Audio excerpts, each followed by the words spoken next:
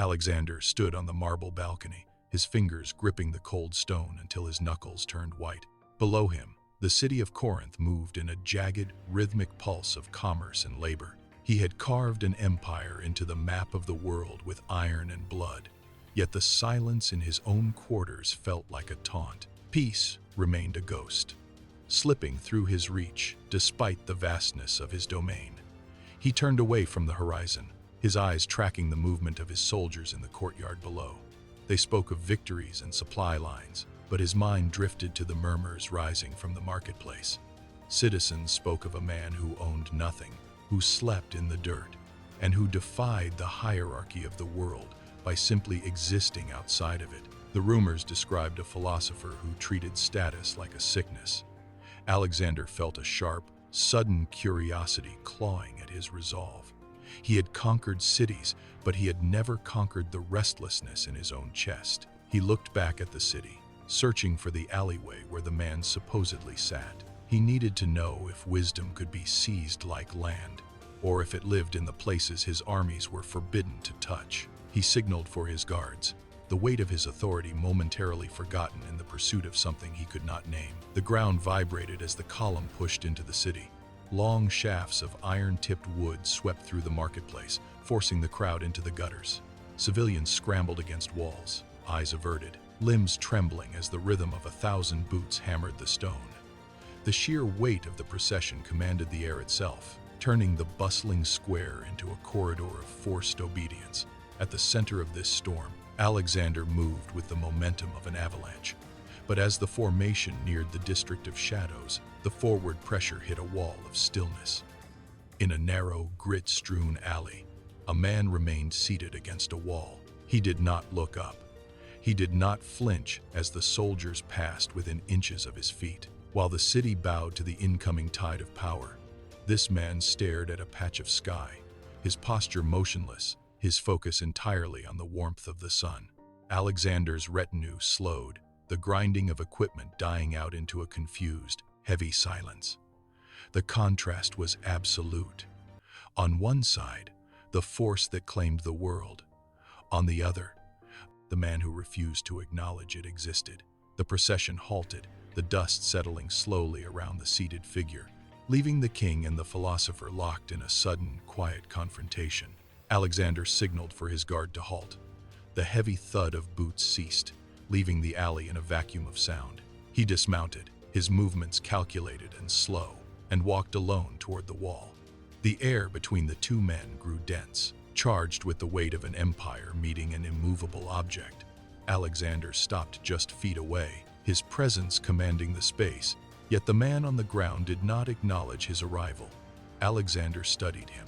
He looked for fear, for a flicker of recognition, or even a trace of subservience. He found none. The king moved closer, closing the final gap until he hovered directly over the seated figure.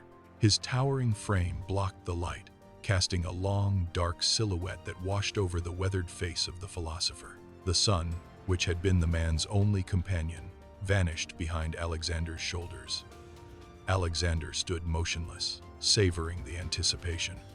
He was the master of the world, and he had come to witness the man who dared to claim he needed nothing. He watched for the inevitable shift in posture, the moment of submission, but the man remained as still as the stone behind him. The king exhaled, the sound sharp in the quiet alley, and prepared to offer the world to a man who possessed nothing. Alexander leaned forward, his voice a low, steady command that carried the weight of every conquest. "Ask me for any favor," he said, "and it shall be yours." The soldiers behind him shifted, hands hovering near their belts, waiting for the beggar to ask for gold or land. Instead, the man on the ground did not even open his eyes. He raised a hand, dirt-stained and steady, and pointed toward Alexander. "Stand to the side," he muttered. "You are blocking my son." The silence that followed was brittle. A guard stepped forward, steel rasping against leather as a blade cleared its scabbard. The threat was immediate, but Alexander raised a hand, fingers splayed, halting the violence. He stared down at the man, his gaze sharpening with a sudden dawning realization. There was no tremor in the philosopher's voice, no hesitation in his demand. As he stood up, for the first time in his life, Alexander faced someone who held no price, someone who stood beyond the reach of iron or gold. Alexander felt the truth of it. This man was more secure in his patch of dust than he was in his capital. Slowly, deliberately, the conqueror stepped aside. The light returned, washing over the stone wall, and the man, as he stood and refused to move, the tension shattered, replaced by a sudden booming laugh that echoed against the alley walls as Diogenes sat again. Alexander threw his head back, his shoulders shaking with genuine amusement. His soldiers stood rigid, whispering their disdain for the man they called a beggar. But Alexander silenced them with a single, sharp look. He turned to his men, his expression softening into a rare, quiet clarity. "If I were not Alexander," he declared, "I would wish to be Diogenes."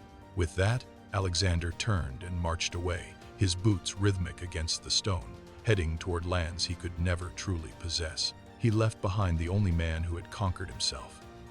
The procession vanished into the city heat, leaving the alley to its silence once more. Diogenes sat unmoving, his eyes closed, bathed in the warmth of the afternoon. Around him, the dust settled. The shouting of the city grew distant, then faded entirely. Empires rise, kingdoms fall, and even the greatest of kings eventually turn to dust. But that singular, quiet freedom, the ability to need nothing from the world, endures forever beneath the sun.